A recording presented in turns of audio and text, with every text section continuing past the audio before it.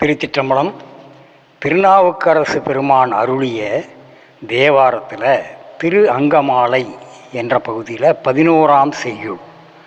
இருமாந்து இருப்பன் கொலோ ஈசன் பல்கணத்து எண்ணப்பட்டு சிறுமான் ஏந்தி தன் சேவடி கீழ் சென்று அங்கு இருமாந்து இருப்பன் கொலோ.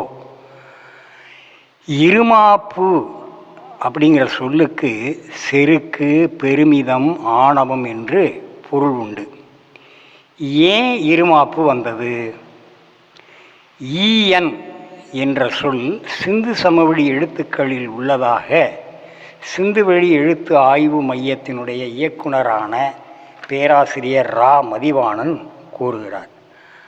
உயிர்களுக்கு வேண்டிய எல்லாவற்றையும் அனைத்தையும் ஈபவன் தருபவன் என்று பொருள் அந்த ஈயன் என்ற சொல்லுக்கு.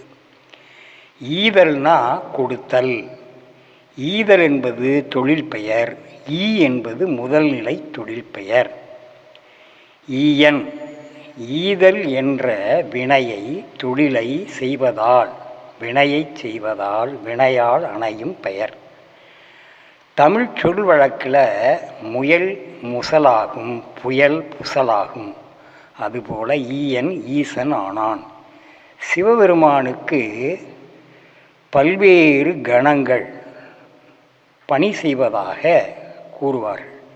குறிப்பாக 14 கணங்கள்: கிண்ணரர், கிம்புருடர், விச்சாதரர், கருடர், பொன்னமர், பூதர், புகழ் இயக்கர், மண்ணும் உரகர், சுரர், சாரணர், முனிவர், மேலாம் பரகதியோர், சித்தர் பலர், கந்தர்வர், தாரகைகள் காண பிசாசகணம், போகப்புவியருடனே ஆகாசவாசிகள் ஆவர். கிண்ணரர், கெம்புருடர், விச்சாதரர், கருடர், பொன்னமர், பூதர், புகழ் இயக்கர், மண்ணும் உரகர், சுரர், சாரணர், முனிவர், மேலாம் பரகதியோர், சித்தர் பலர், கந்தர்வர், தாரகைகள் காண பிசாசகணம், ஏந்து புகழ் மேய ராக்கதரோடு ஆய்ந்த திறர் போகா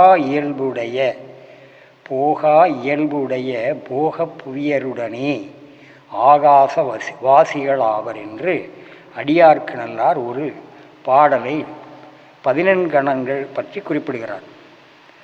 அதாவது தேவர், சுரர், முனிவர், கிண்ணரர், கெம்புருடர், கருடர், இயக்கர், ராக்கதர், கந்தர்வர், சித்தர், சாரணர், வித்யாதரர், நாகர், பூதர், வேதாளம், தாராகணம். தாராகணம்னா விண்மீன் வாசிகள், விண்மீன்களில் வாழக்கூடியவர்கள், வானுலகர், போக பூமியர் என்று 14 கணங்கள். பல்கணத்து எண்ணப்பட்டு சிறுமான் ஏந்தி. இந்த சிறுமான் ஏந்தி என்ற சொல்லுக்கு பிட்சாடனர் என்ற அந்த இறைவனுடைய திருவடிவை நாம் மனதில் கொள்ளும் பொழுது ஒரு சிறிய வரலாறு.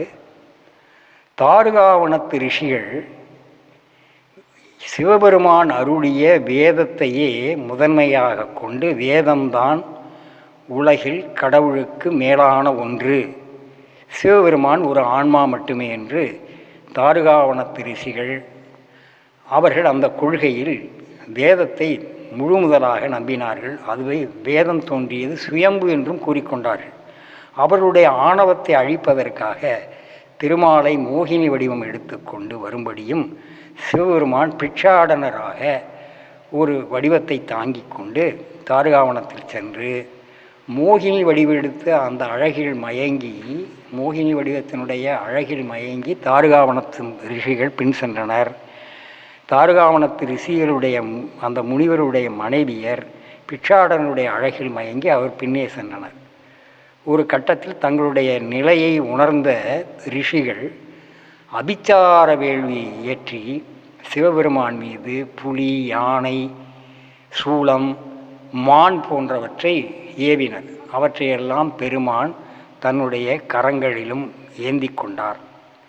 அதனால தான் அவர் தன்னுடைய மானை தன்னுடைய கைகளில் ஏந்தியதால், கரத்தில் ஏந்தியதால் சிறுமான் ஏந்தி என்று அழைக்கப்பெற்றார்.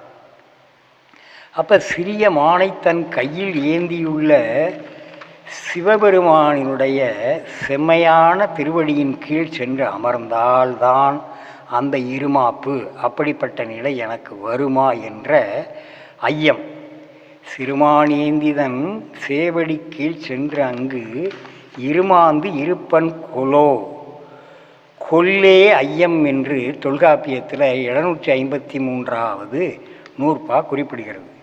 ஐயம், கொல் என்ற சொல்லுக்கு ஐயம் என்று பொருள். ஐயம் என்ற சொல்லை அழகு தமிழில் ஐயுறவு படாத அப்படின்னு வழக்கு சொல்லாக பயன்படுத்துவார்கள் நாட்டுப்புற மக்கள், தமிழர்கள், உண்மையான தமிழர்கள். தேரான் தெளிவும் தெளிந்தான் கண் ஐயுறவும் தீரா இடும்பை தரும் என்று 510வது திருக்குறள் குறிப்பிடுகிறது.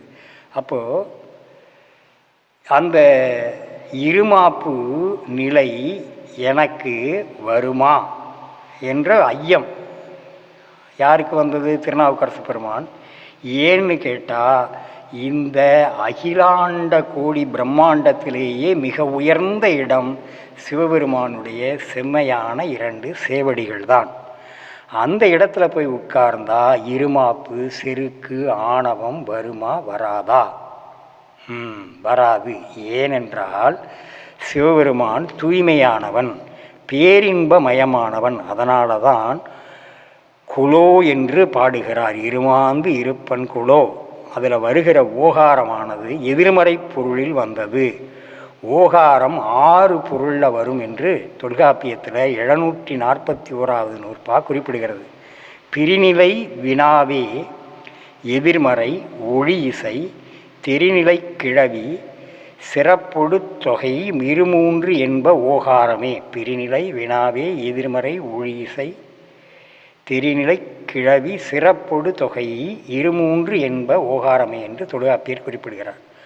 அதாவது உயர்ந்த இடத்தில் இருப்பதால் எனக்கு இருமாப்பு வரும் என்ற ஐயமோ, சந்தேகமோ, டவுட்டோ அப்படின்னு சொல்லி கேட்டுக்கொண்டு வராது என்று எதிர்மறை பொருளை குறிப்பாக உணர்த்துகிறார் திருநாவுக்கரசு பெருமான்.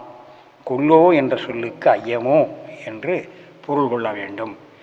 இப்படி சிறுமானேந்தியாகிய சிவபெருமானுடைய திருவடி நிழலில் அமர்ந்தால் எனக்கு இருமாப்பு வராது என்று இந்த பாடலில் நமக்கு நயம்பட உரைக்கிறார் திருநாவுக்கரசு பெருமான். இருப்பன் என்ற சொல் தன்மை, உரிமை, வினைமுற்று இலக்கண குறிப்பில். கொல், கொல் என்பது ஐயம், கொல்லே ஐயம். தொல்காப்பியம் 753வது நூற்பா. சிறுமான், சிறுமை மான் பண்புத்தொகை. சிறுமான் ஏந்தி, சிறுமானை தன்னுடைய கரங்களில் ஏந்தி இருக்கிற வினையை செய்வதனால் வினையால் அணையும் பெயர். இன்னொரு வகையில் சொல்வதாக இருந்தால் சிறுமானை 2ஆம் வேற்றுமை உருவான மான ஐ என்ற உருவு மறைந்து இருப்பதால் சிறுமானை ஏந்திய சிவபெருமான் 2ஆம் வேற்றுமை தொகை. சேவடி, செம்மை அடி பண்புத்தொகை. இப்படி